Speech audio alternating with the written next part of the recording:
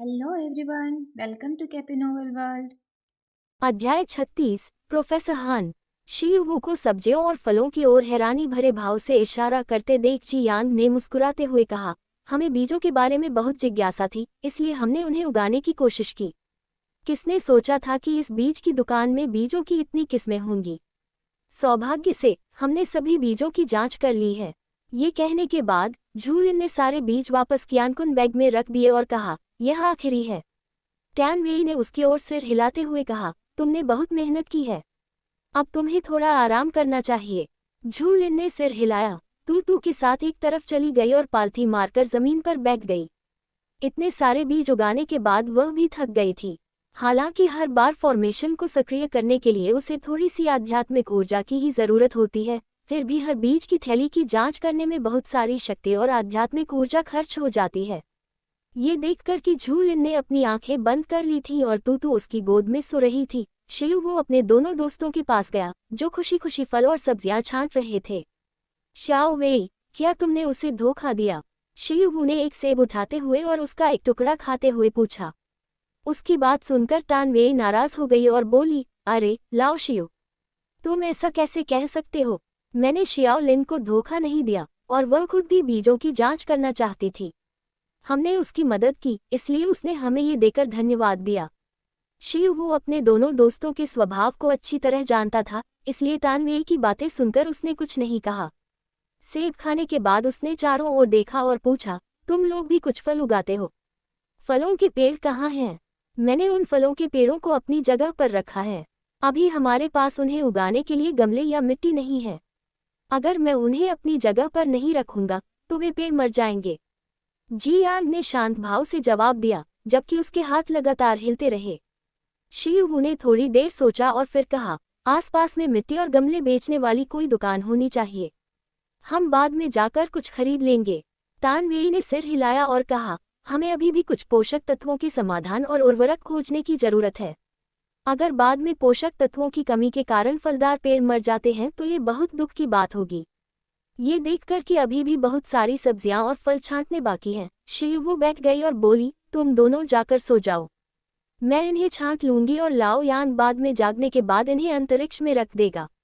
उसकी बात सुनकर जी यांग और टैन वेई दोनों को अचानक थकान महसूस हुई। टैन वेई ने जम्हाई लेते हुए कहा, तो बाकी का काम मैं आप पर छोड़ता हूँ। जी यांग को भी थकान और नींद आ रही थी। वह उठा, छांटे हुए फल सब्जियों को अपनी जगह पर रखा और बोला, काम खत्म होने पर मुझे बुला लेना। हम शियू को सब्जियां और फल छांटते देख जी यांग वहां से चला गया, अपना स्लीपिंग बैग निकाला और लेट गया। आंखें बंद करते ही जी यांग सो गया। थोड़ी देर बाद जी यांग की नियमित सांसें और टैनवेई के खर्राटे सुनाई देने लगे। शियू ने उनकी तरफ देखा, सिर हिलाया और सब्जियां और फल छांटने का काम जारी रखा। कई घंटों के बाद शियू ने आखिरकार सब्जियों और फलों को छांटने का काम पूरा कर लिया। इससे पहले कि वह जी यान को जगा पाता, बाहर से गोलियों की आवाज सुनाई दी। बैंग बैंग बैंग, क्या हुआ? गोली चलने की आवाज सुनते ही टैन वेई तुरंत जाग गया। झूलिन और उसके खरगोश समेत सभी को जागते देख शियू ये कहते हुए नीचे भागी, लाओ यांग, उन सब्जियों और फलों को हटा दो। जी यांग और टैन वेई एक पल के लिए स्तब्ध रह गए, फिर जल्दी से खड़े हो गए। मैं भी जाकर देखूंगा, टैन वेई ने कहा और शियू के पीछे भागते हुए सीढ़ियों से नीचे दौड़ पड़ा। जी यांग ने स्लीपिंग बैग, सब्जियां और फल अपने कमरे में रखने के बाद कहा, शाओलिन, चलो चलते हैं। झूलिन और तू पहले से ही उसका इंतजार कर रही थी और वे जल्दी से नीचे उतर गईं। नीचे आते ही उन्होंने देखा कि शियू और टैन वेई ने दरवाजा थोड़ा सा खोलकर दरार से बाहर झांका। जी यांग उनके पास गई और धीमी आवाज में पूछा, क्या स्थिति है? ऐसा लगता है कि सैनिकों का एक समूह किसी को सुरक्षा दे रहा था, लेकिन दूसरे समूह ने उन पर घात लगाकर हमला कर दिया। शियू ये सब बताते हुए बाहर खड़े लोगों से अपनी निगाहें नहीं हटा रहा था। जी यांग ने सिर हिलाया और फिर दरवाजे की दरार से बाहर देखने लगी, जबकि झूलिन और तू ने एक पल के लिए एक दूसरे को देखा और फिर उनके पीछे पीछे दरवाजे की दरार से बाहर देखने लगी। जिस गोदाम में वे थे, उससे कुछ ही दूरी पर 20 सैनिक भाग रहे थे और वे समूह के बीच में मौजूद एक बूढ़े व्यक्ति की रक्षा कर रहे थे।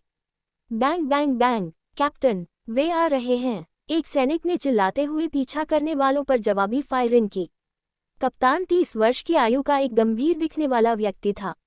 अपनी स्थिति को प्रतिकूल पाते हुए उसने शांत भाव से कहा, टीम बी, प्रोफेसर हान को वापस बेस तक ले जाओ। टीम ए, मेरे पीछे आओ। जी श्रीमान। सैनिक तुरंत दो टीमों में बंट गए। एक टीम बूढ़े व्यक्ति को साथ लेकर चली गई और दूसरी टीम पीछा करने वालों से लड़ने के लिए वहीं रुक गई। जी यांग ने दरवाजे से बाहर देखा और अचानक बोला, अरे, मैं उस बूढ़े आदमी को जानता हूँ। ये सुनकर सबने उसकी ओर देखा और उसने कहा, ये हान दिंगहे हैं, एक वैज्ञानिक जिन्होंने चावल की एक नई किस्म विकसित की है जो खारे पानी में उग सकती है। वे बहुत प्रसिद्ध हैं। पिछले साल तो उन्हें इसी चावल की किस्म के लिए नोबेल पुरस्कार भी मिला था। ये कहने के बाद शियुगु ने कप्तान की ओर इशारा करते हुए कहा, मैंने उस व्यक्ति को पहले भी अड्डे पर देखा है। अगर मैं गलत नहीं हूँ तो वह विशेष बलों की टीम का कप्तान है। तान वेई ने अपनी भौहें उठाकर पूछा, क्या ऐसा हो सकता है कि सेना पहले से ही खाद्य संकट की समस्या का समाधान ढूंढ रही हो? अगर उन्होंने प्रोफेसर हान की सुरक्षा के लिए विशेष बलों को भी भेजा है तो वे अड्डे के लिए बहुत महत्वपूर्ण व्यक्ति होंगे। अध्याय 37। वो बहुत कुछ जानता है। शियुगु ने कुछ देर सोचा और फिर कहा, ये संभव है। उन सैनिकों के प्रोफेसर हान को सैन्य अड्डे पर वापस लाने के दृढ़ संकल्प को देखते हुए और उन्हें लूटने आए लोगों की जिद को देखते हुए ऐसा लगता है कि प्रोफेसर हान के पास इस मामले का कोई हल जरूर है। झू लिन चुपचाप उनकी बातचीत सुन रही थी और अचानक उसने पूछा, क्या आप उनकी मदद करना चाहते हैं? जब उसने ये सवाल पूछा तो तीन जोड़ी निगाहें एक ही समय पर उसकी ओर देखने लगी। वो एक पल के लिए हिचकिचाए और बोली, अगर उस बूढ़े आदमी के पास वाकई भोजन की कमी की समस्या का समाधान है, जैसा कि आपने कहा, तो क्या इसका मतलब यह नहीं होगा कि वह मानवता के लिए एक बहुत ही महत्वपूर्ण व्यक्ति है? शायद उनकी मदद से अनगिनत लोगों को भूखमरी से बचाया जा सकता है। शियुगु ने सिर हिलाकर कहा, तुम सही कह रहे हो, लेकिन शियाओ लिन, सेना के मामलों में पढ़ना अच्छी बात नहीं है। इससे भी महत्वपूर्ण बात यह है कि उसने उसकी ओर देखा और कहा, तुम कोई साधारण इंसान नहीं हो। अगर उन्हें पता चल गया कि तुम बीज उगा सकती हो और यहाँ तक कि प्रलयकारी वायरस से दूषित बीजों को भी पुनर्जीवित कर सकती हो, तो तुम बहुत बड़े खतरे में पड़ सकती हो। सिर्फ हम तीनों ही तुम्हारी रक्षा नहीं कर सकते। शियुगु के ऐसा कहने के बाद जी यांग और टैन वेई ने झू लिन की ओर देखा। उन्होंने उसके खून से सने प्राचीन शैली के कपड़ों को देखा और उसके बीज उगाने के तरीके के बारे में सोचा। एक दिन के अवलोकन के बाद वे जान गए थे कि वह कोई साधारण व्यक्ति नहीं है। उन्होंने अनुमान लगाया कि वह शक्तिशाली पृष्ठभूमि वाले किसी गुप्त परिवार की सदस्य हो सकती है। जी यांग ने मुस्कुराते हुए उससे कहा, मैं लाओ शियू से सहमत हूँ। हालांकि प्रोफेसर हान की भूमिका महत्वपूर्ण है, लेकिन तुम हमारी टीम की सदस्य हो। हम किसी अजनबी की वजह से तुम्हें खतरे में नहीं डालेंगे। ये सुनकर टैन वेई ने सिर हिलाया और कहा, बिल्कुल सही। शाओ लिन, तुम्हें दूसरों की सुरक्षा से पहले अपनी सुरक्षा के बारे में सोचना चाहिए। तुम्हें पता है, हर कोई तुम्हारी मदद की सराहना नहीं करेगा। एक देवी होने के नाते झू लिन जन्म से ही ईश्वरीय कृपा से परिपूर्ण थी और उसका मिशन दुनिया को बचाना था। इसलिए जब उसने उनकी बातें सुनी तो वह इस बात से हैरान थी कि उन्होंने उस बूढ़े व्यक्ति की मदद करने से इनकार क्यों कर दिया जो दुनिया को बचा सकता था। उसकी उलझन भरी नजर देखकर तू ने उसके गाल पर थपथपाते हुए कहा, गुरुजी, उन्होंने जो कहा वह सही है। भविष्य में कुछ भी करते समय आपको अपनी सुरक्षा को सर्वोपरि रखना चाहिए। ये 6 लोग नहीं हैं और इस दुनिया को बचाना आपकी जिम्मेदारी नहीं है। आपकी जिम्मेदारी 6 लोकों में लौटकर दिव्य जाति और 3 अंधकार में जातियों के बीच युद्ध को रोकना है। उनकी बातों और तू के अनुस्मारक पर विचार करने के बाद झू लिन ने सिर हिलाकर कहा, मैं समझ गई। जब उसने आखिरकार बात समझ ली तो तीनों आदमी मुड़कर बाहर हो रही घटनाओं को देखने लगे। उनकी कल्पना के विपरीत बाहर कोई खूनी मंजर नहीं था, बल्कि लोगों के 2 समूह शांतिपूर्वक बातचीत कर रहे थे और एक दूसरे पर हथियार ताने हुए थे। दूसरे समूह के नेता ने कप्तान की ओर देखकर कहा, कैप्टन टेंग, हमारी मुलाकात फिर से हो गई है। टेंग बाई ने अपने सामने खड़े उस लापरवाह युवक को देखा और शांत भाव से कहा, जिगजेहाओ, अपनी क्षमता से अधिक काम मत करो। टेंग बाई की बातें सुनकर जिगजेहाओ मुस्कुराया, अपना हाथ उठाया और बिना किसी चेतावनी के सैनिकों पर 3 आग के गोले दागे। Boom boom boom. जब आग का गोला टकराया तो गर्म हवा धूल को उड़ा ले गई।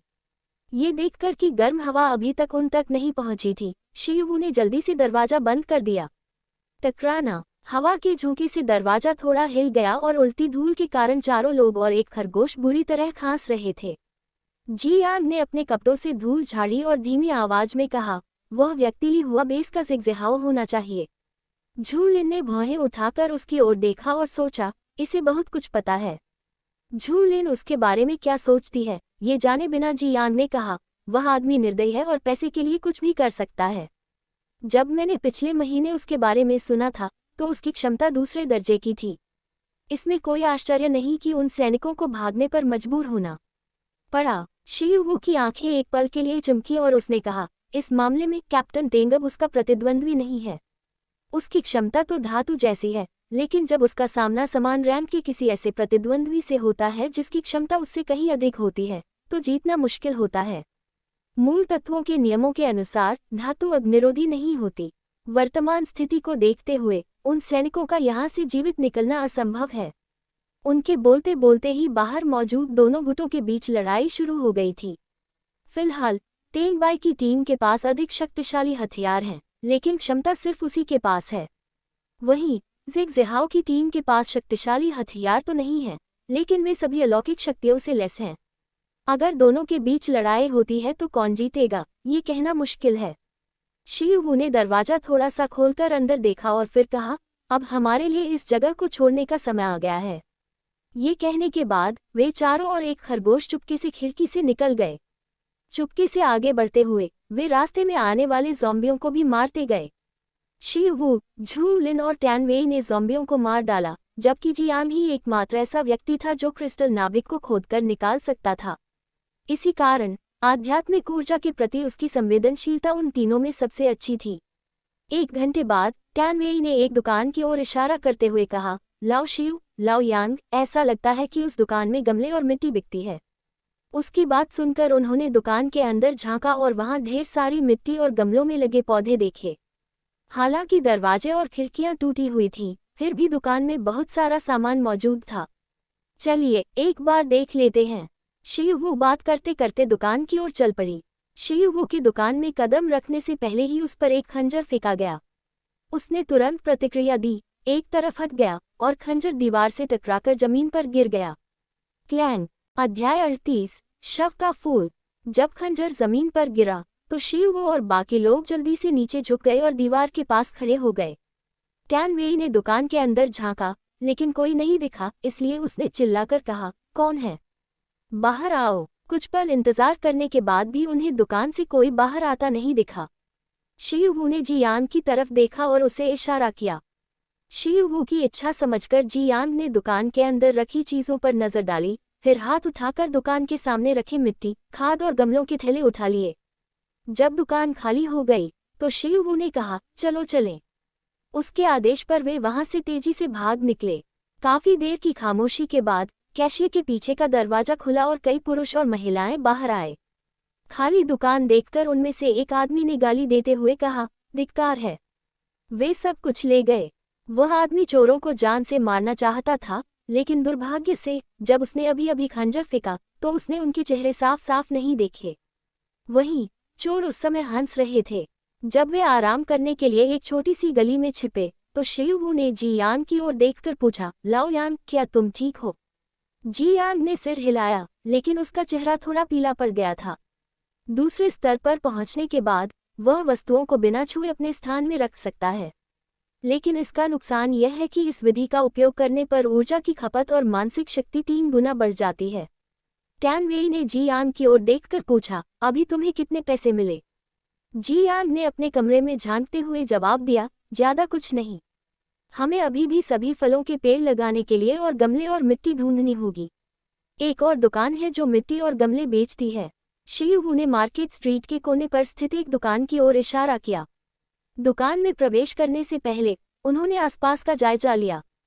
खराब स्थान के कारण अभी तक कोई भी इस दुकान पर नहीं आया था। पिछले अनुभव से सबक लेते हुए शीयू ने उन्हें पीछे हटने का इशारा किया और फिर धीरे से दरवाजा खोला।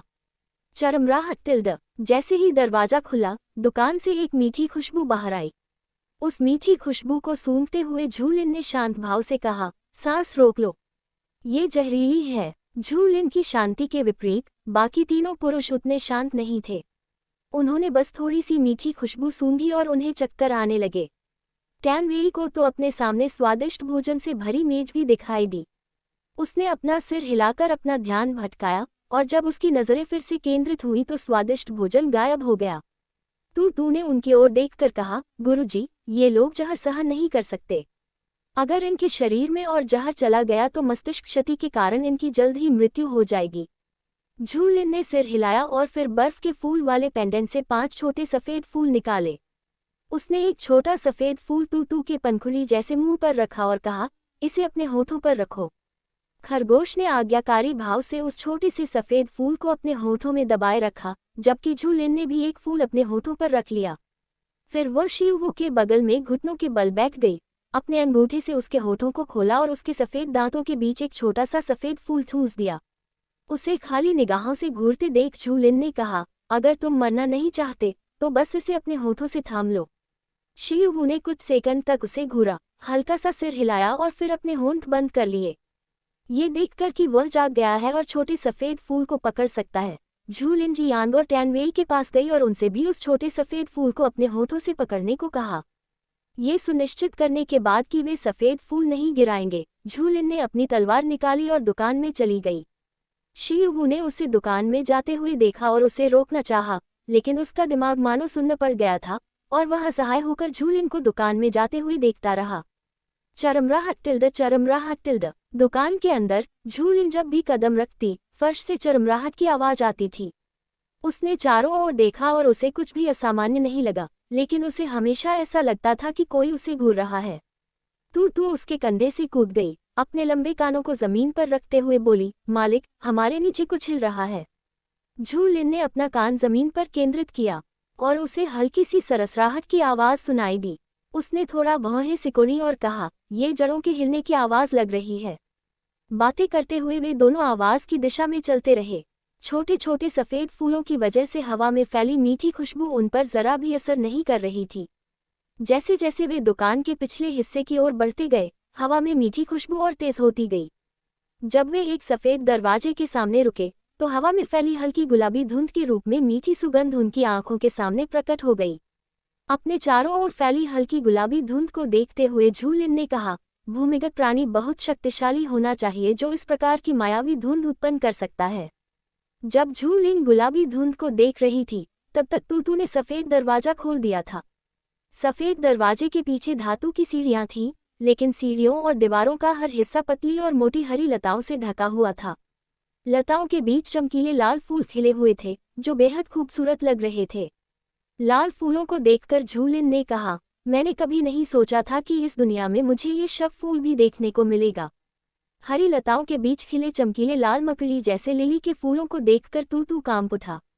लाश के फूल की उसकी आखिरी याद बेहद भयानक थी। तू ने अपने स्वामी की ओर देखा और पूछा, स्वामी, क्या ऐसा हो सकता है कि शैतान देवता यहाँ आए हों और उन्होंने आपके लिए फिर से लाश के फूल तैयार किए हों? झू लिन को वह समय याद आया जब शैतान देवता स्वयं उसे पाताल लोक में ले गए थे और उसे विशाल शव पुष्प क्षेत्र दिखाया था। अध्याय 39। गर्म मौसम। पाताल लोक से लौटने के बाद झू लिन को गंभीर आंतरिक चोटें आई और वह लगभग मर ही गई थी। बाद में शैतान देवता को जब पता चला कि उस यात्रा में वह गंभीर रूप से घायल हो गई है, तो वह उससे दोबारा मिलने आया। वह उसके बिस्तर के पास खड़ा हुआ, गहरी भौहें चढ़ाकर बोला, अब मैं समझ गया। लगता है तुम्हें फूल पसंद नहीं है। तुम्हारे ठीक होने के बाद मैं तुम्हारे लिए एक और उपहार तैयार करूंगा। मुझे पूरा विश्वास है कि इस बार तुम्हें ये पसंद आएगा। उस समय झू लिन इतनी क्रोधित हुई कि उसे एक और आंतरिक चोट लग गई और वह 2 साल तक बिस्तर से नहीं उठ सकी। लेकिन अगली बार जब शैतान देवता फिर आया, तो वह आखिरी बार था जब उसने उसे देखा था, और उसके बाद वह बिना किसी निशान के गायब हो गया। उस बुरी याद को मिटाने के लिए सिर हिलाते हुए झू लिन ने शांत भाव से कहा, मुझे श्राप मत दो। बोलने के बाद वह शांत भाव से सीढ़ियों से नीचे उतर गई। कुछ देर चलने के बाद वह तहखाने में पहुंची। तहखाने के बीचों बीच हरी लताओं से ढके बड़े लाल मकड़ी लिली के फूल को देखकर झू लिन ने कहा, यही ये सुगंध का स्रोत है। जैसे ही लाल मकड़ी लिली को यह आभास हुआ कि वे उसे नष्ट करने वाले हैं, वह कुछ बार हिली और गुलाबी धुंध अचानक घनी हो गई। झू लिन ने म्यान से बिंगजियान तलवार निकाली और उस रूपांतरित लाल मकड़ी लिली के हमले का इंतजार करने लगी, लेकिन वह बस अस्थिर रूप से हिलती रही और लगातार मीठी सुगंध बिखेरती रही। लताओं के बीच खिले उस खूबसूरत फूल को देखकर झूलिन अवाक रह गई। उसने उसी मूक खरगोश की ओर देखा और पूछा, क्या ऐसा हो सकता है कि यह फूल केवल मतिभ्रम का धुंध फैला सकता है? Opening square bracket dot dot dot. मुझे ऐसा ही लगता है। तूने आह भरते हुए उत्तर दिया, ये सोचकर कि यदि फूल मतिभ्रम का धुंध फैलाता रहा तो बाहर खड़े 3 आदमियों के लिए खतरा हो सकता है। झूलिन ने अपनी तलवार उठाई और फूल को 2 हिस्सों में काट दिया। स्लैश। उसकी तलवार से 2 हिस्सों में कटने के बाद बड़ा फूल धीरे धीरे मुरझाने लगा, साथ ही लताएं और अन्य छोटे लाल मकड़ी लिली भी। झूलिन को नहीं पता था कि मतिभ्रम में जाने पर लाल मकड़ी लिली अपनी लताओं का उपयोग करके उन्हें पूरी तरह से अपने अंदर समा लेती है। लाल मकड़ी लिली के पूरी तरह मुरझाने से पहले उसने एक तीखी चीख निकाली और फिर अनिच्छा से धूल में बदल गई। तूने तहखाने में जमी धूल को देखा, निराशा भरी और बोली, मैंने सोचा था कि हम एक शक्तिशाली दुश्मन से लड़ सकते हैं, लेकिन ये फूल तो सिर्फ मतिभ्रम फैलाने में ही कारगर है। अपनी तलवार को बर्फ के फूल वाले पेंडेंट में वापस रखते हुए झूलिन ने कहा, ये हमारे लिए इस किंगशन फूल की बदौलत आसान है, लेकिन मनुष्यों के लिए इस फूल से लड़ना आसान नहीं होगा। धूल के ढेर से हरे क्रिस्टल के नाभिक को उठाने के बाद झूलिन और तू तहखाने से बाहर निकल गए। जब वे सफेद दरवाजे से बाहर आए तो शिवू और अन्य लोग पहले ही दुकान में प्रवेश कर चुके थे। उसे तहखाने से बाहर आते देख शिवू उसके पास गई और चिंता से पूछा, क्या तुम ठीक हो? झूलिन ने अपने होठों से छोटा सफेद फूल निकाला, उसे हरे क्रिस्टल का केंद्रक दिखाया और कहा, मैं ठीक हूँ। ये बस एक लाल फूल है जिसमें मतिभ्रम पैदा करने वाली धुंध है जो लोगों को मार सकती है। उसकी हथेली पर मौजूद हरे क्रिस्टल नाभिक को देखते हुए शिवू ने अपनी भौहें थोड़ी ऊपर उठाई और पूछा, द्वितीय श्रेणी का उत्परिवर्ती पौधा? झूलिन को लाल मकड़ी लिली की किस्म का पता नहीं था, इसलिए उसने उसे कोई जवाब नहीं दिया। ये देखकर कि वह केवल उसे घूर रही है, शिवू ने कहा, इसे रख लो। अगर तुम इसे मार डालोगी तो ये तुम्हारी हो जाएगी। ये सोचकर कि लकड़ी के तत्व वाले इस क्रिस्टल नाभिक को तू को दिया जा सकता है, झूलिन ने सिर हिलाया और इसे अपने बर्फ के फूल वाले पेंडेंट में रख दिया। एक पल बाद दुकान की दूसरी मंजिल से जियान की आवाज आई, लाओ शियू, हमारा काम यहाँ खत्म हो गया है। शियू ने धूल से लथपथ दूसरी मंजिल से नीचे आ रहे जियान को देखा और कहा, ठीक है। बोलने के बाद शियू ने झूलिन की ओर देखा और कहा, चलो चलते हैं। जियान ने पर्याप्त गमले और मिट्टी इकट्ठा करने के बाद दुकान छोड़ दी। चून की दुकान से निकलते समय अभी सुबह का समय था, इसलिए वे रास्ते में आवश्यक सामग्री और क्रिस्टल नाभिक इकट्ठा करते हुए आगे बढ़ गए। कुछ घंटों बाद टैन वेई ने अपने सिर के ऊपर चमकते सूरज को देखा। उसने अपनी आंखें नीचे की, अपना बैग खोला, मिनरल वाटर की बोतल निकाली और एक ही बार में उसका आधा हिस्सा पी गया। पसीने की बूंदें उसकी ठुड्डी से टपककर डामर की सड़क पर गिर रही थी। तभी उसने पूछा, क्या आप लोगों को नहीं लगता कि आज बहुत गर्मी है? जियांग ने उसके हाथ से मिनरल वाटर लिया, बचा हुआ पानी पी लिया और कहा, हाँ। मेरी त्वचा देखो। उसने उन्हें अपना हाथ दिखाया और बाकी लोग देख सकते थे कि उसकी अधिकांश त्वचा लाल हो चुकी थी। छिलती हुई त्वचा को देखकर घाव से खून रिसता हुआ भी दिखाई दे रहा था। शियू ने भौहें चढ़ाते हुए कहा, चलो पहले दोपहर का भोजन करने के लिए कोई जगह ढूंढ लेते हैं। उन्होंने आज नाश्ता नहीं किया था, इसलिए उन्हें बहुत भूख लगी है। मार्केट स्ट्रीट से निकलने के बाद वे लगातार ज़ॉम्बी से लड़ते और उन्हें मारते रहे। क्योंकि सभी थके और भूखे थे, इसलिए उन्होंने जल्दी से एक छोटा सा रेस्टोरेंट ढूंढा और इमारत के अंदर ज़ॉम्बीज़ को खत्म करने के बाद आराम किया। एक लंबी मेज के चारों ओर बैठे हुए जियांग ने अपनी जगह से रोटी के कुछ टुकड़े निकाले और सबको बांटते हुए कहा, चलो कुछ सादा खा लेते हैं। मौसम बहुत गर्म है और मुझे भूख नहीं है। झूलिन ने रोटी ली और पूछा, क्या तुमने अपने घावों पर दवा नहीं लगाई? जियांग ने सिर हिलाते हुए कहा, अब दवा मिलना मुश्किल है। मैं इस तरह की मामूली चोट बर्दाश्त कर सकता हूँ। उसने उसकी बांह पर नजर डाली और पाया कि घावों से अभी भी खून रिस रहा है। कुछ सोचने के बाद झूलिन ने बर्फ के फूल वाले पेंडेंट से एक छोटा सा चीनी मिट्टी का जार निकाला। उसने छोटी चीनी मिट्टी की बोतल जियांग के सामने रखते हुए कहा, पहले घाव का इलाज करो ताकि वह और खराब न हो जाए। इस मरहम को घाव पर पतली परत में लगाओ, ये कल ठीक हो जाएगा। अध्याय 40, बर्फ तत्व का सुरक्षात्मक ताबीज। झूलिन के बोलने के बाद 3 जोड़ी निगाहें उस छोटी चीनी मिट्टी की बोतल पर टिक गईं। टैन वेई समझ गया कि चूंकि ये दवा झूलिन ने दी है, इसलिए यह कोई साधारण दवा नहीं होगी। उसने अपनी कोहनी से जी यांग को हल्के से धक्का दिया और कहा, लाओ यांग, जल्दी से कोशिश करो। शियू वो भी इस दवा के बारे में बहुत उत्सुक था, इसलिए उसने जी यांग को इसे चखने का इशारा किया। अपने दोनों दोस्तों को घूरते हुए देखकर जी यांग ने अपने मुंह में रखी रोटी को निगल लिया, बची हुई रोटी को मेज पर रख दिया और चीनी मिट्टी का छोटा जार उठा लिया।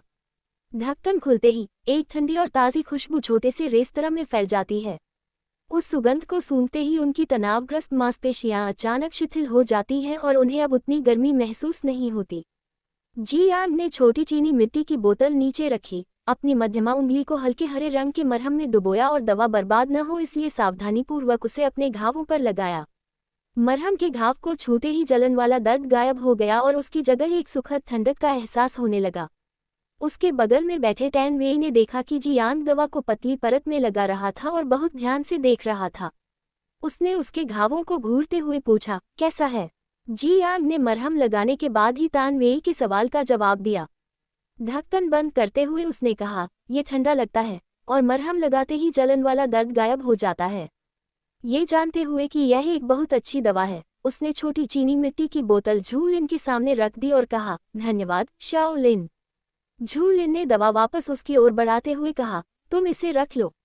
मुझे लगता है कि तापमान बढ़ता रहेगा, इसलिए बेहतर होगा कि तुम इस दवा को अपने पास रखो ताकि जरूरत पड़ने पर यह काम आ सके। उसके बगल में बैठी शियू वो खिड़की से बाहर देखने लगी।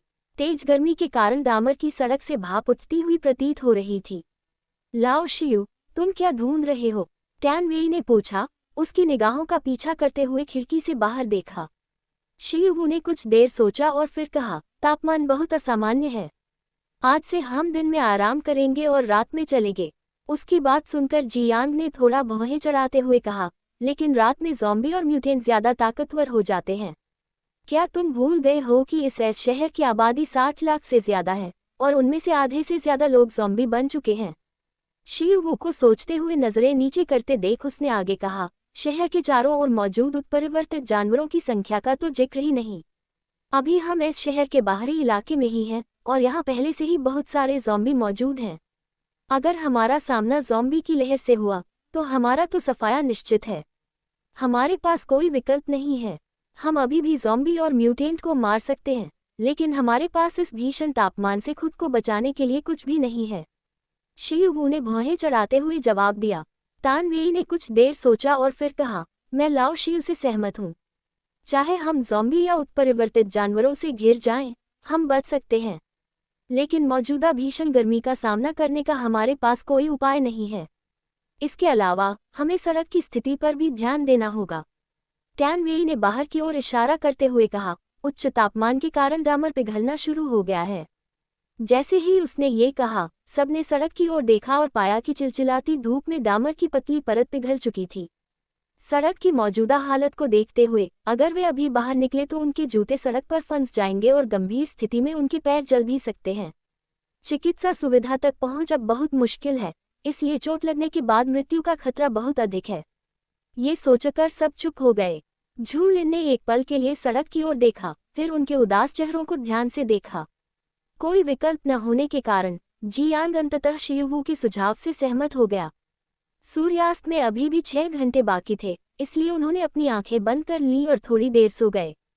जब वे तीनों सो रहे थे, झू लिन चुपचाप दूसरे टेबल पर चली गई। बैठते हुए उसने जी यांग द्वारा दी गई स्याही और रंगने वाली ब्रश और कागजों का एक बंडल निकाला। मेज पर बैठकर तू ने उसे सामग्री व्यवस्थित करते हुए देखा और पूछा, गुरुजी, क्या आप ताबीज को फिर से परिष्कृत करना चाहती हैं? झू लिन ने सिर हिलाकर कहा, तापमान मानव शरीर के लिए असहनीय है।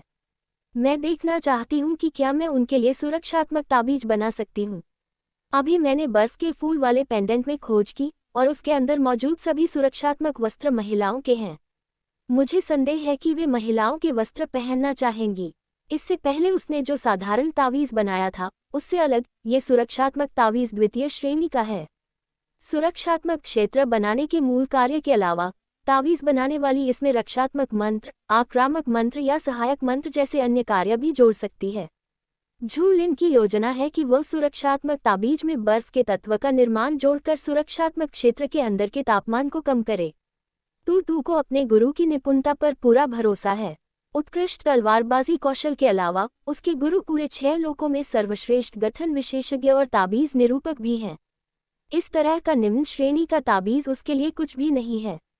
स्याही की बोतल खोलने के बाद झू लिन ने एक ब्रश और कागज का एक टुकड़ा उठाया।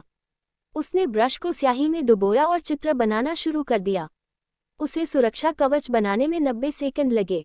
उसने ब्रश नीचे रखा और स्याही सुखाने के लिए कागज पर फूंक मारी। ताबीज को मेज पर रखकर उसने एक साधारण हस्तरेखा बनाई और फिर अपनी तर्जनी और मध्यमा उंगलियों से ताबीज को छुआ। जैसे ही उसकी उंगलियां ताबीज को छूती हैं, ताबीज पल भर में चमक उठता है और फिर मंद पड़ जाता है। उसने ताबीज उठाया, तू की ओर देखा और पूछा, क्या हमें ये जांचना चाहिए कि यह काम करता है या नहीं? अध्याय 41। तुमने मेरे साथ फिर क्या किया? तूने झू लिन के हाथ में ताबीज को देखा और कहा, गुरुजी, आपके ताबीज बनाने के कौशल के साथ इसे आजमाने की बिल्कुल भी जरूरत नहीं है। मुझे यकीन है कि यह काम करेगा। झू लिन मुस्कुराई, तू के छोटे से सिर को सहलाया और बोली, मैं बस उत्सुक हूँ। चलो इसे आजमा कर देखते हैं। बोलने के बाद उसने दूसरी मेज पर सो रहे तीनों आदमियों की ओर देखा। उसने कुछ देर तक उन्हें देखा और फिर कहा, चलो इसे शिवू पर आजमाते हैं। अगर कुछ गड़बड़ हो भी जाए तो शैतान देवता तो बच ही जाएगा, है ना? अभी अभी उसकी कही बात सुनकर तूने शिवू को दया भरी निगाहों से देखा। सचमुच उसका स्वामी अब भी उसे अमरदानव देवता समझता था और उससे द्वेष रखता था। तूने सिर हिलाया और प्रार्थना की कि कुछ बुरा न हो, क्योंकि उनके सामने खड़ा दानव देवता अब केवल एक नश्वर प्राणी था। ताबीज को अपनी तर्जनी और मध्यमा उंगलियों के बीच पकड़े हुए झू लिन ने धीमी आवाज में कहा, रूप। जैसे ही ये शब्द कहे गए, ताबीज नीली ज्वाला से घिर गया और जलते हुए ताबीज के सामने एक छोटा सा आकार प्रकट हुआ। अगले ही पल उस छोटे आकार से प्रकाश की एक किरण शिवू की ओर बढ़ी। प्रकाश ने उसके शरीर को घेर लिया और 2 सेकंड बाद प्रकाश विलीन हो गया और उसके शरीर के चारों ओर एक सुरक्षात्मक कवच बन गया, मानो दूसरी त्वचा हो। ताबीज के जलकर राख हो जाने के बाद वह खड़ी हुई और शिवू की ओर चली। उसने कुछ देर तक उसके चेहरे को देखा, फिर जियांग और टैनवेई को देखा। जियांग और टैनवेई को माथे पर शिकन लिए और पसीने से तरबतर होकर सोते हुए देखकर उसने अपना सिर घुमाया और फिर से शिवू की ओर देखा। पहले तो उसे सोते समय भी बहुत पसीना आता था, लेकिन जब झू लिन ने उस पर बर्फ तत्व का सुरक्षात्मक ताबीज डाला तो उसका पसीना धीरे धीरे सूख गया और उसकी भौहें सिकुड़नी बंद हो गईं। ऐसा लगता है कि सुरक्षात्मक ताबीज सचमुच काम करता है। झू लिन ने एक और लंबी मेज की ओर वापस जाते हुए कहा। तूने सिर हिलाया और पूछा, गुरुजी, क्या आप बर्फ तत्व से युक्त और अधिक सुरक्षात्मक ताबीज बनाना चाहते हैं? उसने ब्रश उठाया और शांत भाव से बोली, हम। चूंकि इस सामग्री में कोई आध्यात्मिक ऊर्जा नहीं है, इसलिए ताबीज का प्रभाव 5 घंटे बाद समाप्त हो जाएगा। अभी इतनी गर्मी है कि अगर वे इस ताबीज का इस्तेमाल नहीं करते हैं तो वे लू लगने या त्वचा जलने से मर सकते हैं। बोलने के बाद झू लिन ने बर्फ तत्व से बने और अधिक सुरक्षात्मक ताबीज बनाना शुरू कर दिया।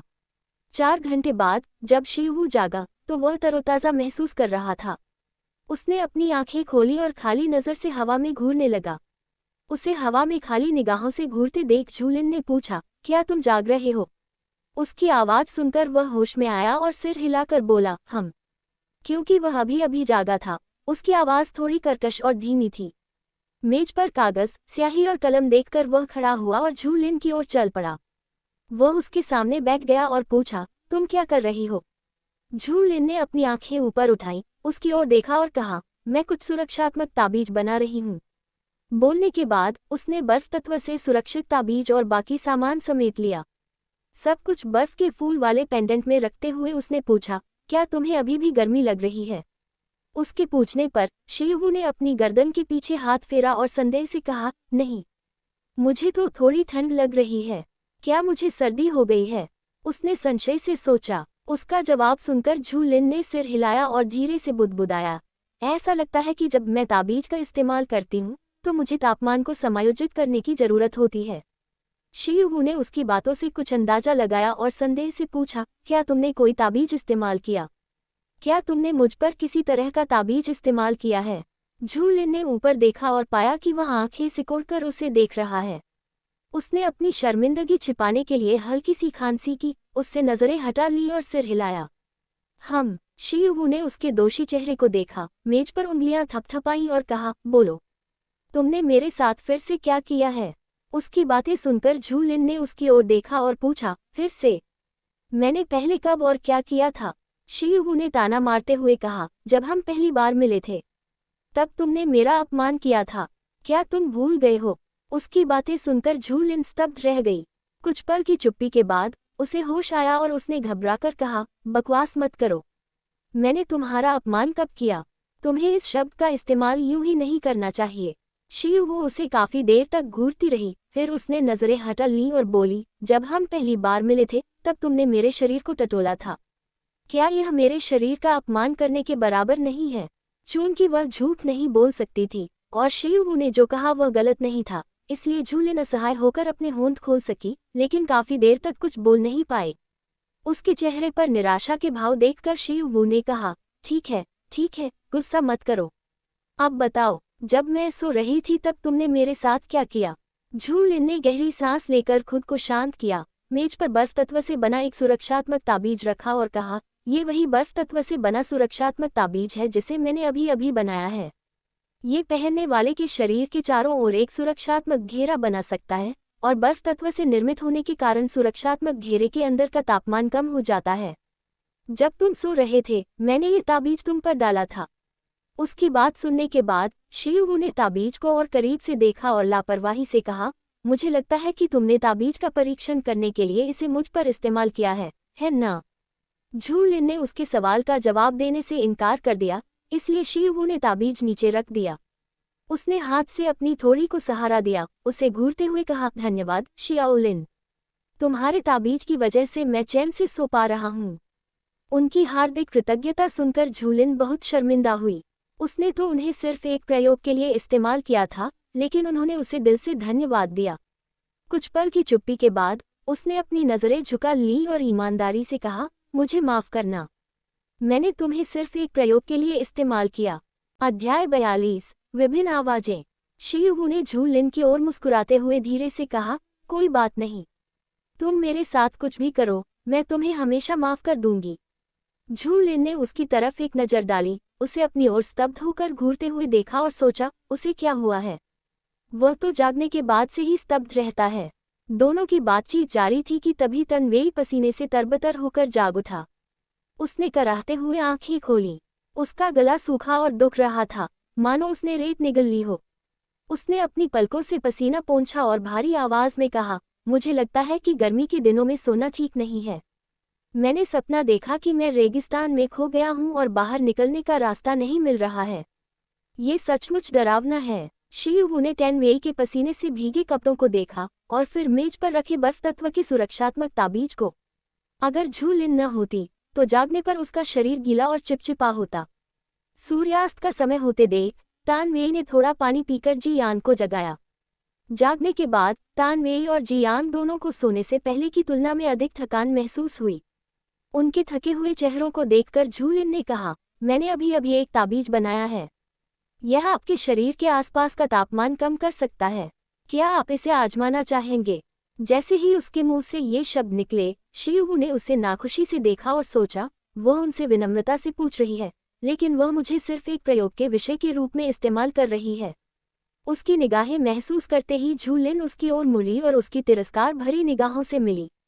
उसने उलझन में अपना सिर थोड़ा झुकाया और सोचा, आखिर उसे क्या हो गया है?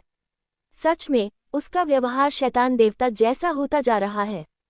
क्या वह वाकई उतना निर्लज्ज नहीं है? उसका सवाल सुनकर टेनवेई और जियांग ने तुरंत सिर हिलाया। टेनवेई ने पानी का एक और घूंट लिया और कहा, जब तक आपका ताबीज तापमान कम कर सकता है, मैं खुशी खुशी आपकी प्रयोगशाला का चूहा बनूंगी। मैं भी इसे आजमाना चाहता हूँ।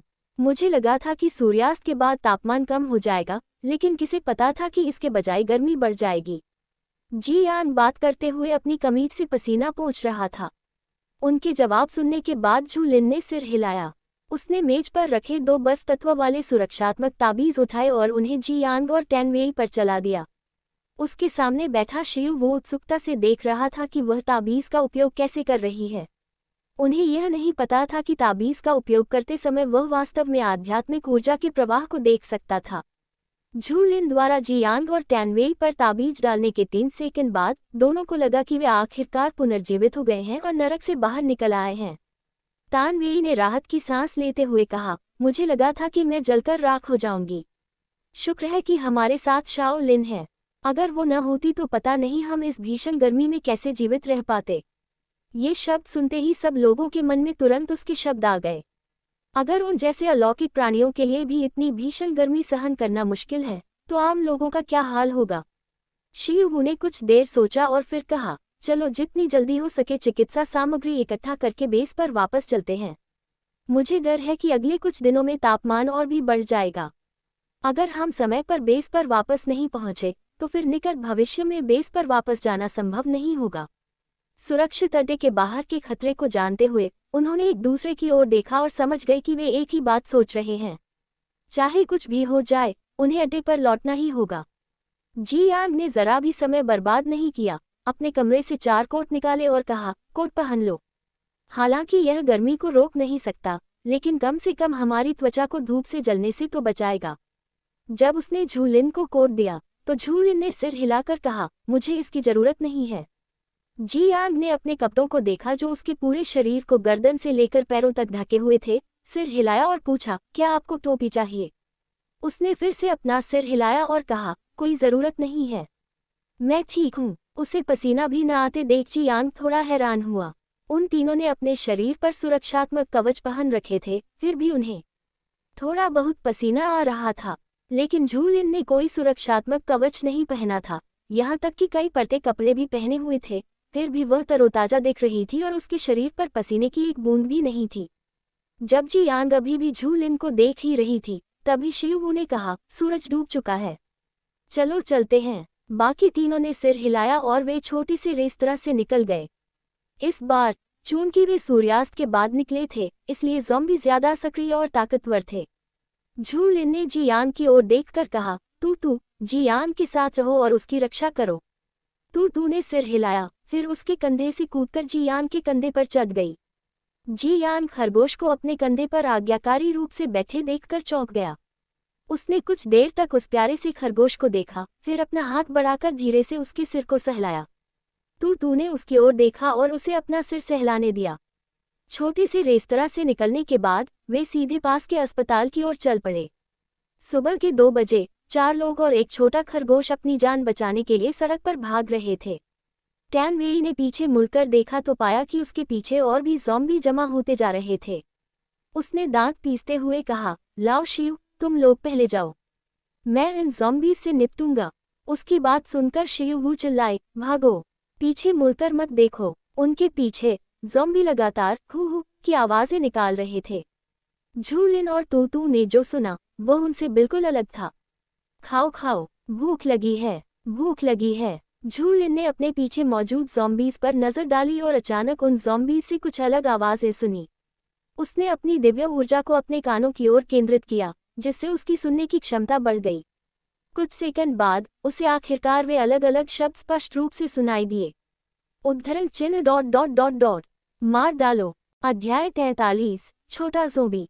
उस अजनबी आवाज के शब्द सुनकर झूलिन ने अपने खरगोश की ओर देखा और कहा, तू उनके साथ रहो। इससे पहले कि तू उससे पूछ पाती कि वह कहाँ जा रही है, झूलिन पहले ही दाईं ओर मुड़कर किसी चीज के पीछे भागने लगी थी। उसे अचानक दिशा बदलते और भागते देख जी यांग चौंक गया और घबरा कर चिल्लाया, शाओ लिन, वापस आओ। जी यांग की आवाज सुनकर शियू ने पीछे मुड़कर देखा, लेकिन उसे झूलिन नहीं दिखी। उसने कुछ देर तक उसे ढूंढा, लेकिन फिर भी वह नहीं दिखी और उसने पूछा, शाओ लिन कहाँ है? जी यांग ने दाहिनी ओर की गली की ओर इशारा करते हुए कहा। वह अचानक उस दिशा में दौड़ पड़ी। शियू ने उस दिशा में देखा जी यांग इशारा कर रहा था और फिर उनके पीछे मौजूद ज़ॉम्बीज़ को देखा।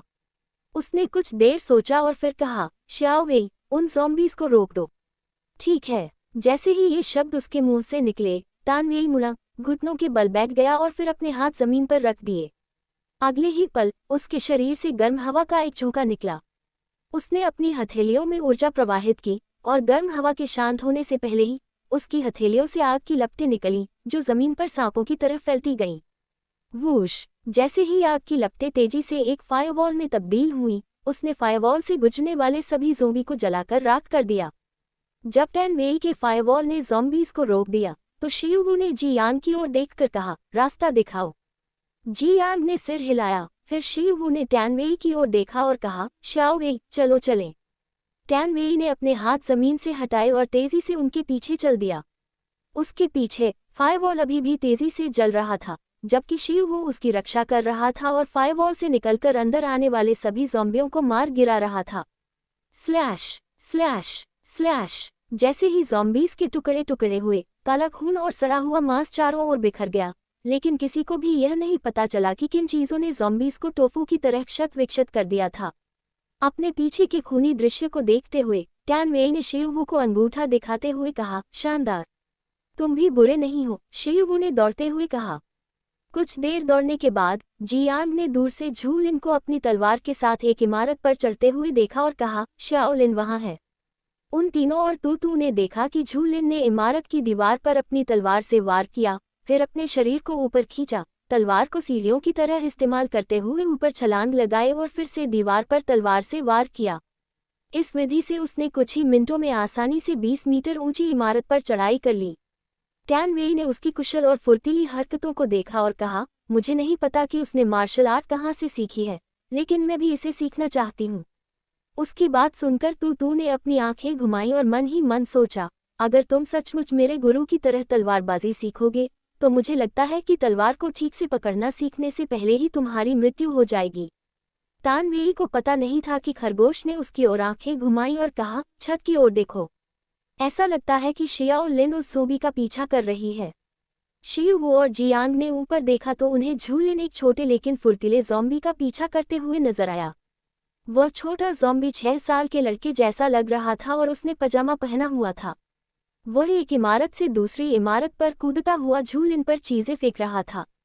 ये देखकर कि ज़ॉम्बीज़ को मारना आसान नहीं है, तू ने पूछा, गुरुजी, क्या आपको मेरी मदद की जरूरत है?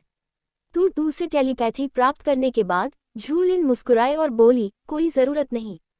इसमें केवल फाउंडेशन एस्टेब्लिशमेंट दायरे के प्रारंभिक चरण की शक्ति है, मैं इसे आसानी से संभाल सकती हूँ।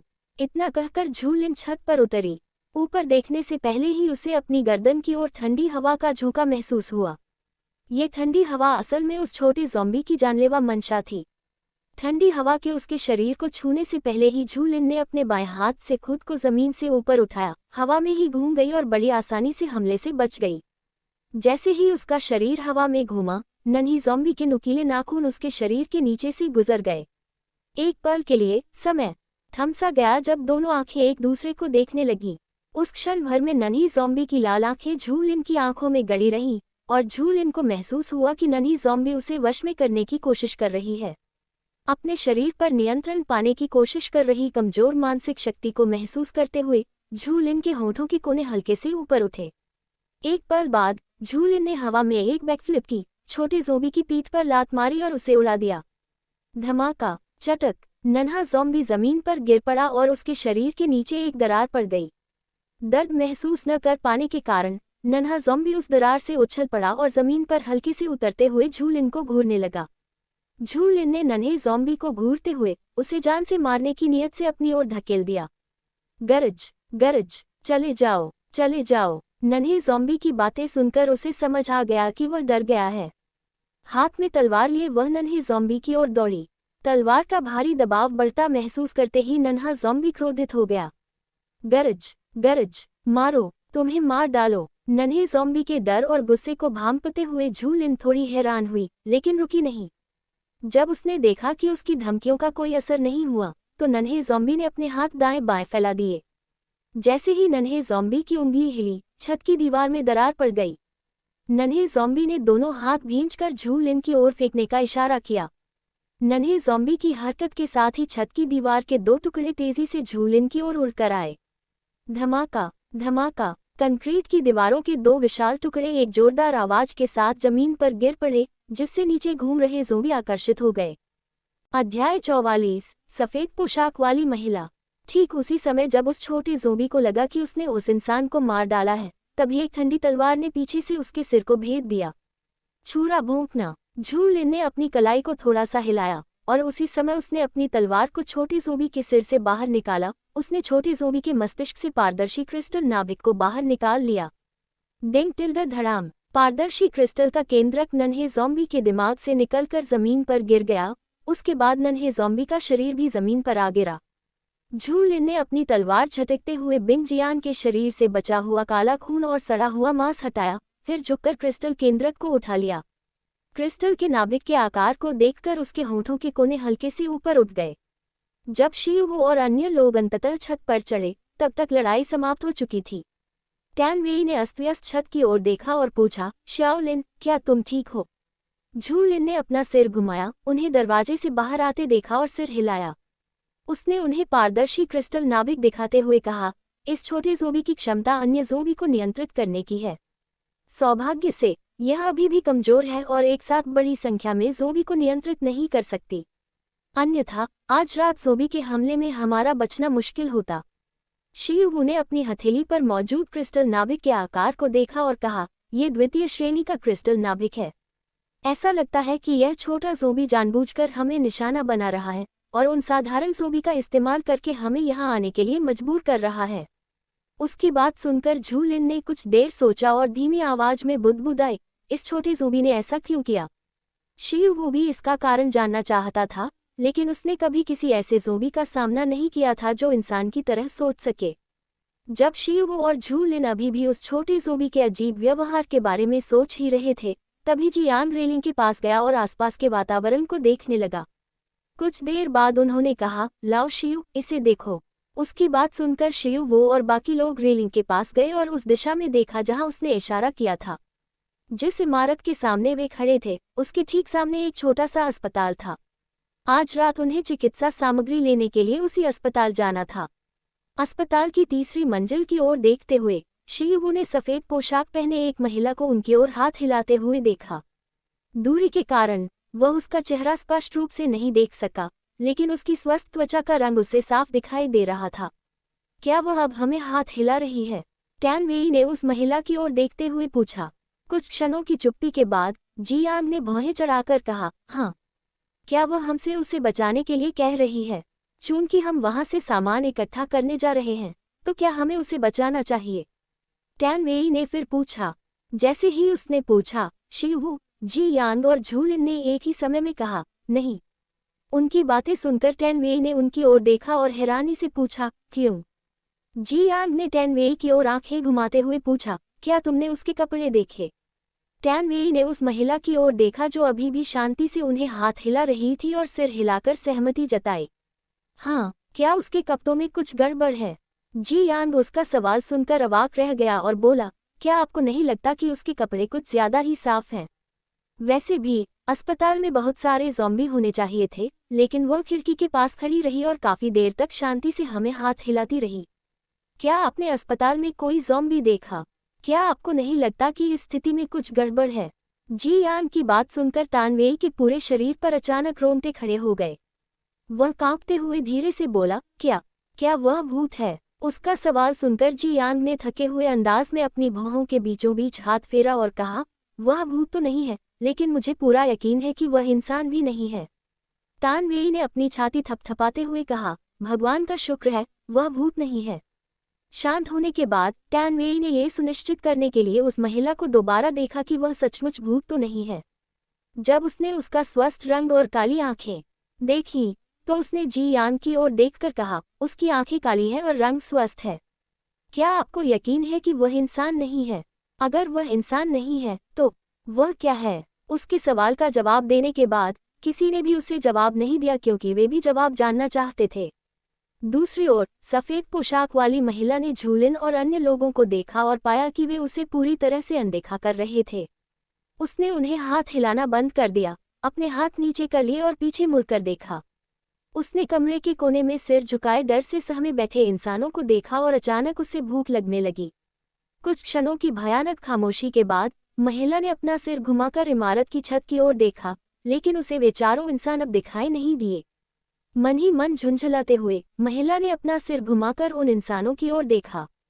उसकी काली आंखें धीरे धीरे लाल होते देख वे इंसान डर के मारे पीछे हटते चले गए, यहाँ तक कि उनकी पीठ दीवार से चिपक गई। उनके भयभीत चेहरों को देखकर महिला बहुत उत्साहित हो गई। अगले ही पल उसकी स्कर्ट के नीचे से एक लता निकली और एक युवक की ओर तेजी से बढ़ी। उफ! लताएं उस युवक को हवा में लटकाए हुए थी, धीरे धीरे उसका दम घूंट रही थी। युवक को अपनी गर्दन से लताओं को हटाने के लिए बेताब कोशिश करते देख, जब तक कि उसके नाखून टूट नहीं गए और लताएं खून से लाल नहीं हो गईं, बाकी लोग अपना सिर नीचे करके चुपचाप बैठे रहे और एक शब्द भी बोलने की हिम्मत नहीं की, इस डर से कि अगला निशाना वे खुद ही होंगे। युवक ने स्त्री के पैरों की ओर देखा, लेकिन उसे केवल पेड़ की जड़ों का ढेर दिखाई दिया। उसने दांत पीसते हुए अपनी हथेली में अपनी बची हुई सारी ऊर्जा लगा दी। उस व्यक्ति ने अपने दाहिने हाथ से लता को पकड़ा और व्यंग्य किया, और फिर उसकी हथेली से लपटें फूट पड़ी, जिससे लता और वह स्वयं दोनों जल उठे। उफ। अध्याय 45। हरी लताएं। जब लपटें लताओं और युवक के शरीर को जला रही थी, तब वह स्त्री शांत भाव से युवक के अंतिम संघर्ष को देख रही थी। जैसे ही युवक धीरे धीरे बेहोश होने लगा, स्त्री ने उसके गले में लता को और कस दिया। एक क्षण बाद शांत कमरे में एक चटकने की आवाज गूंजी। Crack crack. उस आदमी की गर्दन टूट गई थी और उसकी आंखें खुली हुई थीं। मरते समय भी उसके होठों के कोने पर एक व्यंग्यात्मक मुस्कान थी। जब आग आखिरकार बुझ गई, तो महिला ने कुछ पल के लिए उस युवक के जले शव को देखा, फिर एक लता से शव पर वार किया। ग्लग टिल्ड ग्लग टिल्ड ग्लग टिल्ड। शांत कमरे में चूसने की भयानक आवाज गूंज रही थी और किसी ने भी सिर उठाने की हिम्मत नहीं की।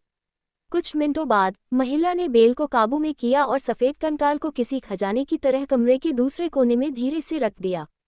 अपने पेट को छूते हुए महिला ने अपने लाल होठों को चाटा और कोने में बैठे इंसानों की ओर फिर से देखा। अगले ही पल उसकी सफेद पोशाक के नीचे से अनगिनत लताएं निकल आईं। अस्पताल के अंदर चीखें गूंजने लगी और कमरे के कोने में पड़े कंकालों के ढेर में और भी सफेद कंकाल जुड़ते चले गए। अस्पताल के सामने वाली इमारत में झूलिन, शियुवो और टैनवेई ज़ॉम्बीज़ को मारने में व्यस्त थे, जबकि तूतू और जियान क्रिस्टल नाभिक को खोदने में लगे थे। जब उन्होंने अस्पताल की दिशा से चीखें सुनी, तो उन्होंने एक दूसरे की ओर देखा। जहां तक टैनवेई की बात है, चीखें सुनकर उसने शांति से एक ज़ॉम्बी को जलाकर मार डाला और पूछा, क्या ये चीखें अस्पताल से आ रही थीं? शियुवो ने उसकी तरफ देखा और कहा, चलो जल्दी करते हैं, हमें अभी भी अस्पताल जाकर चिकित्सा सामग्री लानी है। हालांकि तानवेई भूतों से डरता है, लेकिन उसे और किसी चीज से डर नहीं लगता। ये जानते हुए कि सफेद पोशाक वाली महिला भूत नहीं है, उसने सिर हिलाया और धीरे से बुदबुदाया, पता नहीं वह क्या है। इतनी शांति से वहां खड़ी होने के लिए वह काफी ताकतवर होनी चाहिए। कई दिनों के सहयोग के बाद उनका समन्वय और टीम वर्क बेहतर होता जा रहा है। महज 1 घंटे में उन्होंने ऑफिस बिल्डिंग में मौजूद सभी ज़ॉम्बीज़ को खत्म कर दिया और फिर अस्पताल की ओर दौड़ पड़े। छोटे ज़ॉम्बी द्वारा अन्य निम्न श्रेणी के ज़ॉम्बीज़ को नियंत्रित किए बिना वे आसानी से अस्पताल पहुंच गए। अस्पताल के बाहर खड़े होकर वे चारों ओर एक छोटा खरगोश अस्पताल के प्रवेश द्वार के चारों ओर हरी लताओं से ढकी जमीन को देख रहे थे। तू झूलिन के कंधे पर कूद गई और बोली, गुरुजी, क्या ये वही शव फूल है जो पहले मिला था? झूलिन ने लताओं को ध्यान से देखा और कहा, मुझे यकीन नहीं है। लताएं सामान्य दिखती हैं, लेकिन मैं इन लताओं के भीतर प्रबल दैवीय ऊर्जा का प्रवाह महसूस कर सकती हूँ। तो फिर हमें क्या करना चाहिए? पूरा अस्पताल लताओं से ढका हुआ है, लेकिन हमें फिर भी अंदर जाना होगा। तूने दोबारा पूछा। इससे पहले कि झूलिन तू के सवाल का जवाब दे पाती, उसके बगल से शियुवो की आवाज आई। शाओवेई, उन लताओं को जलाने की कोशिश करो, उसने शांत भाव से कहा। तानवेई ने सिर हिलाया, फिर अपना हाथ उठाया और अपनी ऊर्जा को अपनी हथेलियों में प्रवाहित किया। अगले ही पल 2 बड़े आग के गोले निकले और लताओं की ओर तेजी से बढ़े। धमाका धमाका। आग का गोला लताओं से टकराया और जोरदार आवाज हुई, जिससे आसपास के कई ज़ॉम्बी आकर्षित हो गए। उन ज़ॉम्बी को पास आते देख शियुवो ने अपना हाथ उठाया और अपनी शक्ति से उनके सिर काट दिए। एक ज़ॉम्बी के सिर में क्रिस्टल नाभिक का पता चलने पर तू क्रिस्टल नाभिक को खोदकर निकालने के लिए दौड़ पड़ी। जब तक खरगोश छोटा क्रिस्टल नाभिक लेकर लौटा, तब तक धूल बैठ चुकी थी। उन्होंने फिर से लताओं को देखा और पाया कि तानवेई के अग्निगोलों ने लताओं पर केवल एक छोटा सा जलने का निशान छोड़ा था। तानवेई ने अपनी भौहें उठाई और लताओं की ओर कुछ और अग्निगोले फेंके, लेकिन उनमें से किसी से भी लताओं को ज्यादा नुकसान नहीं पहुंचा। जब वह दोबारा हमला करने ही वाला था, तो शियुवो ने उसे रोक दिया और कहा, ये लताएं आग का सामना कर सकती हैं, मुझे कोशिश करने दो। इतना कहते ही शियुवो ने अपनी क्षमता का प्रयोग किया और लताओं को टुकड़ों में काट डाला। ये देखकर कि उसका हमला कारगर रहा, जियांग ने कहा, सौभाग्य से लाओ शियू की अंतरिक्ष तलवार इसे काट सकती है। राहत की सांस लेने से पहले ही बेल हिल गई और जहां से कटी थी वहां से एक नई बेल तेजी से उग आई। बेलों के तेजी से उगने को देखकर टैनवे ने गहरी भौहें चढ़ाते हुए कहा, इन बेलों को न तो जलाया जा सकता है और न ही काटा जा सकता है। लगता है कि इस उत्परिवर्तित पौधे से निपटना बहुत मुश्किल है। उनके उदास चेहरों को देखकर झूलिन ने पूछा, क्या हम किसी दूसरे अस्पताल में जा सकते हैं? शीयू ने सिर हिलाते हुए कहा, शहर के केंद्र में स्थित सबसे नज़दीकी अस्पताल को छोड़कर इस इलाके में और कोई अस्पताल नहीं है। लेकिन दूसरे अस्पताल तक पहुंचने के लिए हमें घनी आबादी वाले रिहायशी इलाकों और शॉपिंग एरिया से होकर गुजरना होगा। रास्ते में बड़ी संख्या में ज़ॉम्बी तो मिलेंगे ही, साथ ही उस अस्पताल के अंदर भी बहुत सारे ज़ॉम्बी मौजूद हैं। उसने थोड़ा सा माथा सिकुड़ा और आगे कहा, दुनिया के अंत से पहले बहुत से लोग बीमार पड़ गए थे और उनमें से अधिकतर इलाज के लिए उस अस्पताल में गए थे। दुर्भाग्य से 1 हफ्ते बाद वे सभी ज़ॉम्बी बन गए। हम चारों का वहां जाना बहुत खतरनाक है। दूसरे अस्पताल जाना बहुत जोखिम भरा है, इसलिए उनके पास इस अस्पताल से चिकित्सा सामग्री इकट्ठा करने के अलावा कोई विकल्प नहीं है। अन्यथा झूलिन को अपना मिशन छोड़ना पड़ेगा और जुर्माना भरना पड़ेगा। क्योंकि यह उसका मिशन था, शीयू ने पूछा, शाओलिन, तुम क्या करना चाहती हो? क्या हमें इस अस्पताल जाना चाहिए या अभी भी इस पर वापस जाना चाहिए? झूलिन ने कुछ देर सोचा, फिर उनकी तरफ देखकर कहा, मैं अकेले ही अंदर जाऊंगी। यह मेरा मिशन है और मैं नहीं चाहती कि आप तीनों यह अनावश्यक जोखिम उठाएं। ये शब्द निकलते ही शीयू ने कहा, नहीं, मैं तुम्हारे साथ चलूंगी। मेरी स्टोरी सुनने के लिए आप सभी का धन्यवाद। अगर मेरी स्टोरी पसंद आती है तो मेरे चैनल को सब्सक्राइब करें।